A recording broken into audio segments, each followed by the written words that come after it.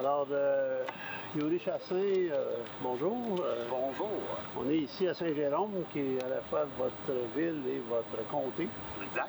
On est en juin, on est aujourd'hui le 21, si je ne m'abuse. Et puis, la session parlementaire est terminée. Eh oui. Je sais que vous en avez plus que 3, mais on va commencer par un exercice qui peut avoir l'air simpliste, mais pour les fins des gens qui nous écoutent, si on avait un top 3 des dossiers qui ont été importants les derniers mois, comment serait votre part? J'aurais tendance à dire, alors, la santé, l'économie, puis je dirais l'éducation. Alors évidemment, la santé, si on remonte là, aux élections, disons, là, parce que même avant les élections, évidemment, on était déjà pas mal sur ce dossier-là, mais depuis les élections, comme adjoint parlementaire de Christian Dubé, ben là, j'ai comme des fonctions en lien avec le ministère de la Santé. Alors ça, c'est quelque chose qui, pour moi, est relativement nouveau. C'est pas un monde que je connais tant que ça. C'est un monde que j'apprivoise, en fait, encore après quelques mois déjà. Mais ceci étant, à Saint-Jérôme même, on a encore des défis. C'est souvent des défis similaires à ce qu'on voit ailleurs au Québec. Par exemple, l'accès à la première ligne, médecin de famille, rendez-vous avec des spécialistes. Puis, il y a certaines particularités, dont des services qui se donnaient pas dans les Laurentides. Alors, il y a un certain développement qui se fait. Puis c'est encore important de pousser parce que, évidemment, il y a des dossiers là, qui sont très longs. Il faut maintenir une pression constante. Je pense à l'hôpital, par exemple. L'infrastructure, c'est toujours plus difficile. Mais même, par exemple, là, on a des nouveaux services. Là, on a des lits en pédopsychiatrie. Alors ça, c'est quelque chose qui est nouveau dans la région. Il y a encore un certain nombre de services où les gens des Laurentides et de Saint-Jérôme doivent aller à l'extérieur de leur région aller chercher ces services. C'est ma première. Oui, OK. Alors, allons-y d'abord avec peut-être le dossier vedette, qui est celui, évidemment, de l'hôpital de Saint-Jérôme. Vous avez annoncé, le gouvernement du Québec réserve désormais 450 millions de dollars à une première phase appelons ça carrément la reconstruction de l'hôpital de Saint-Jérôme. Je pense qu'il est un peu tard pour parler de rénovation. On va pouvoir rénover des parties, mais c'est aussi d'augmenter l'espace. Il faut qu'il y ait des espaces neufs. Donc, essentiellement, on est dans un travail qui, dans bien des cas, va être la reconstruction, du réaménagement. Alors, donc, c'est de l'agrandissement, modernisation. Ce premier 450 millions de dollars, c'est à peu près la moitié de ce qu'on envisageait pour la fin de la décennie 2020. Ça veut dire, ça, de façon concrète, que le projet qu'on annonçait il y a quelques années maintenant, d'un bloc opératoire entièrement nouveau et d'un hôpital qui, dans son ensemble, n'aurait plus de chambres semi-privées, qu'il n'y aurait que des chambres privées. Est-ce que tout ça, ça se fait dans cette première tranche? C'est beaucoup centré sur, justement, les salles de chirurgie, donc le bloc opératoire. Puis le plateau là, technique des salles d'opération, ben, ça vient avec différents services de plus, là, donc retraitement des dispositifs médicaux, il peut y avoir des éléments de soins intensifs, salle de réveil. Donc il y a un certain nombre d'éléments de plus que juste les salles, mais ceci étant, c'est effectivement centré beaucoup là-dessus. Puis bon, avec certains services complémentaires, mais ça, c'est un peu le drame, hein? À la fois des coûts en construction qui ont vraiment augmenté, à la fois de l'inflation, puis à la fois de la contrainte du gouvernement. Parce que quand on a réservé le 450 millions, on pensait pouvoir faire l'ensemble du projet. En 2019, les années passent, 450 millions, ça ne veut plus dire exactement la même chose. Là, à chaque fois, on est obligé comme de redonner un espèce de tour de vis là, pour que ça rentre dans le 450 millions. Évidemment, il y a le projet au complet qui est important. Alors ça, là-dessus, on ne lâche pas. Là. Il faut qu'il y ait une phase 2. Mais il y a aussi l'aspect de dire, c'est vrai que pour la qualité des soins, notamment ici à Saint-Jérôme, mais pour l'ensemble des Laurentides, d'avoir des salles d'opération modernes, c'est vrai que ça urge.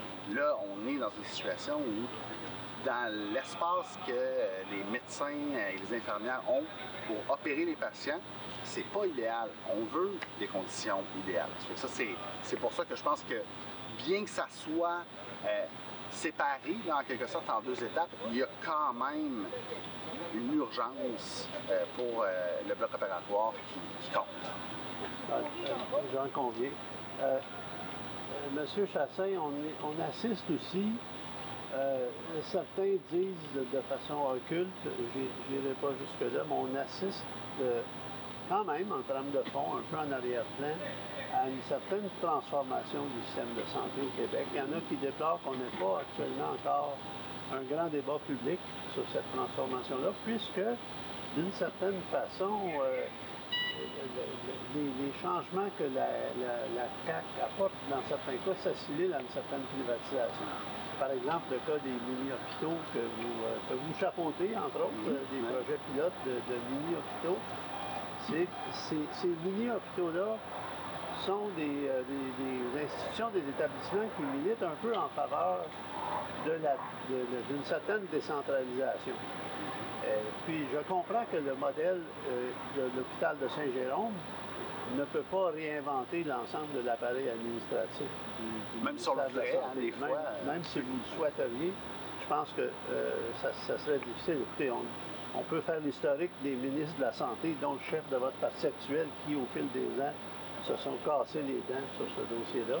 Mais vous pilotez en ce moment une initiative de petits hôpitaux qui offrent l'avantage d'être des petites unités administratives souples, capables de, en bon français, de tourner sur une pièce de 10 sous. Ça évoque aussi d'autres initiatives semblables qui ont été faites de façon décentralisée, spontanée. Je pense à la Hutte à Saint-Jérôme, qui s'est fait en un temps record.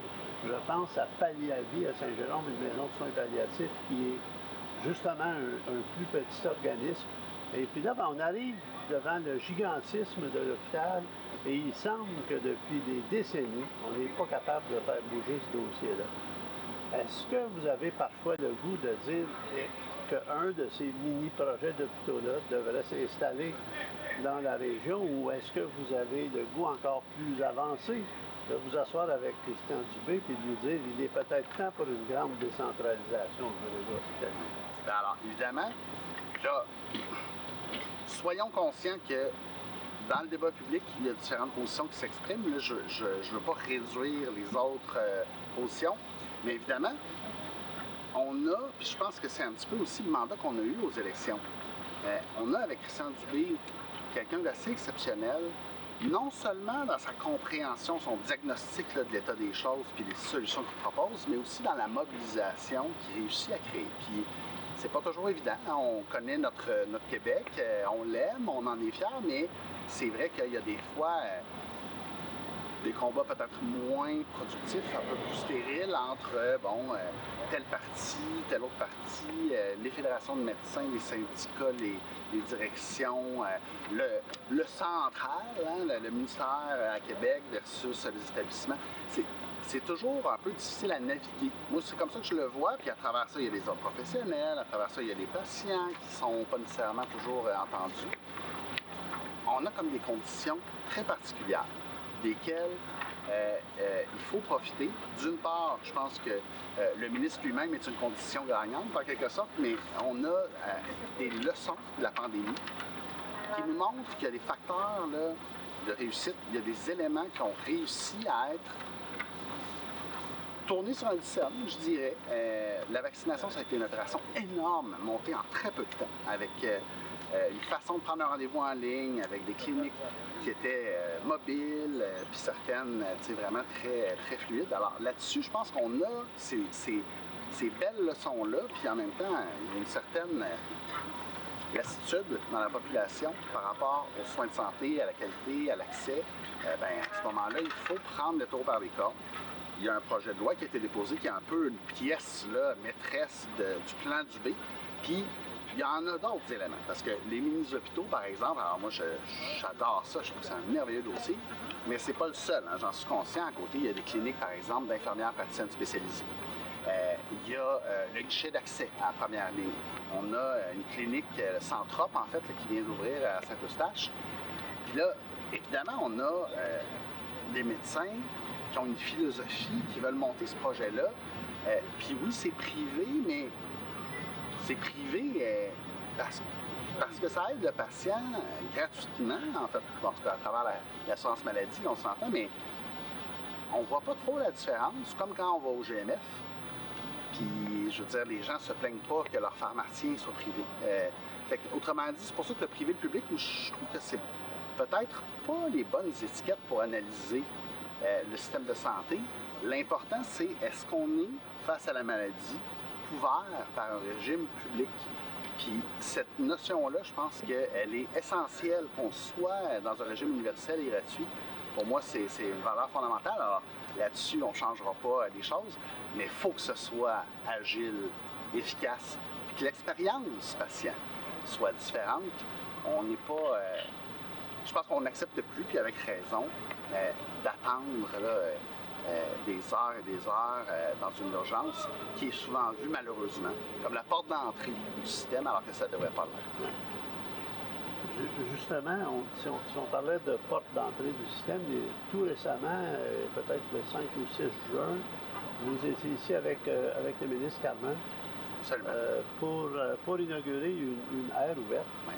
Et puis, je me souviens d'avoir ce jour-là entendu le ministre Carman dire que ce type de service-là offrait aux 17 à 30 ans ou aux 16 à 30 ans un accès au réseau de santé, à un réseau de santé dans lequel, et c'est cette bout-là de phrase que j'ai particulièrement retenue, dans lequel ils ne se reconnaissent pas toujours nécessairement. Et puis, je me suis fait la réflexion, et je vais vous la partager. Ces gens-là de 16 à 30 ans, ils ne se reconnaissent pas dans le système, dans l'appareil. Il y a peut-être bien des gens dans bien des groupes d'âge qui ne se reconnaissent pas tellement dans l'appareil. Effectivement.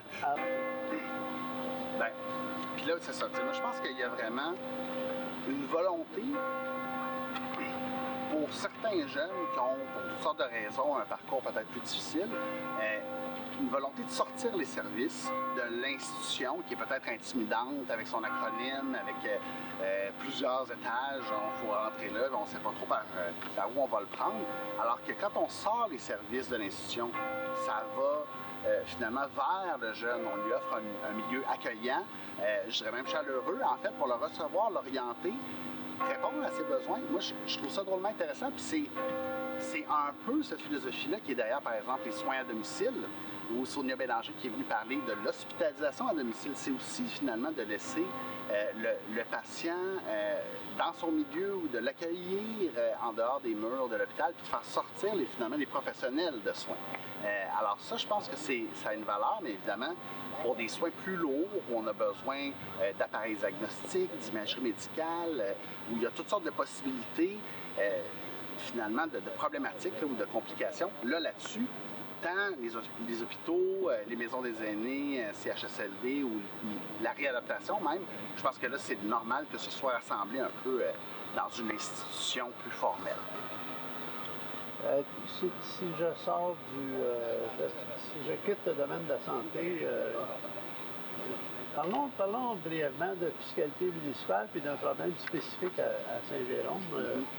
Saint-Jérôme, sur le plan, sur bien des plans, mais sur un plan qui est assez coûteux, pour commencer par celui qui représente le plus d'argent. Ouais. Pensons aux services policiers. Saint-Jérôme est une capitale régionale qui dispense des services qui dépassent sa taille et qui accueille, bien sûr, des gens qui ne font pas partie de son assiette fiscale. En termes bien simples, pour le bénéfice des gens qui nous écoutent, Saint-Jérôme ne peut pas taxer tous les gens de la région qui fréquentent ces rues et qui utilisent ces services à tous les jours et donc se retrouvent dans une certaine mesure dans une espèce de déficit face à la façon de payer ces services.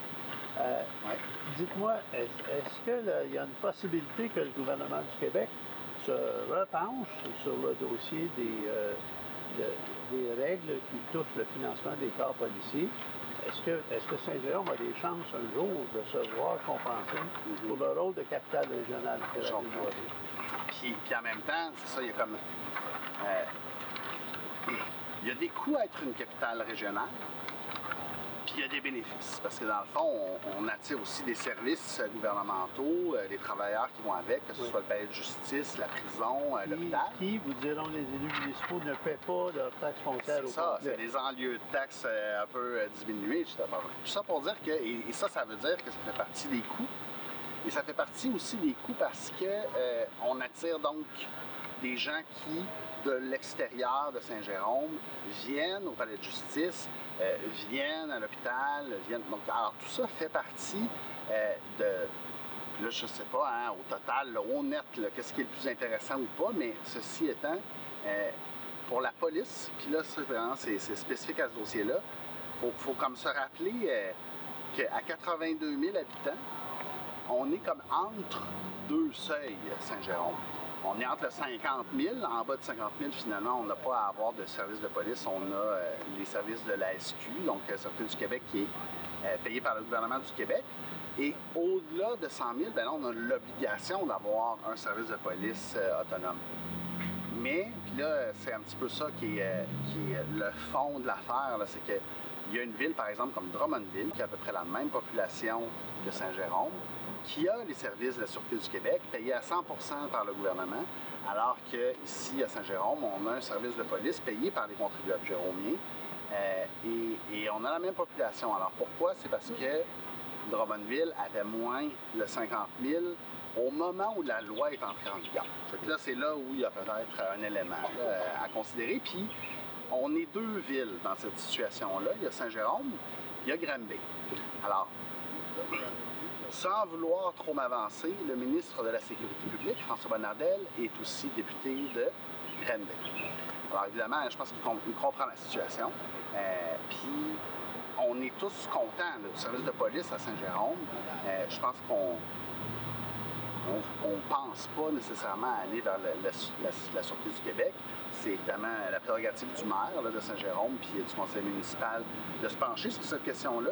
Mais est-ce qu'on peut travailler en collaboration? Est-ce qu'on peut réfléchir? Là-dessus, moi, j'ai toujours gardé la porte ouverte. On a déjà travaillé là-dessus il y a quelques années.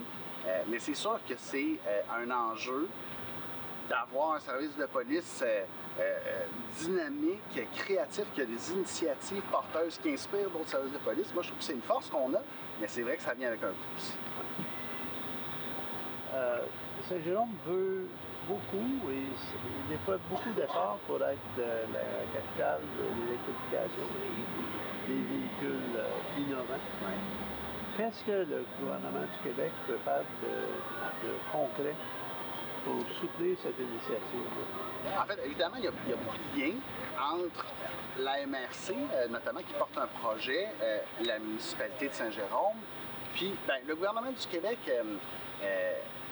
il y a des liens particulièrement, quant à moi, avec l'éducation. Fait qu'on a un cégep qui est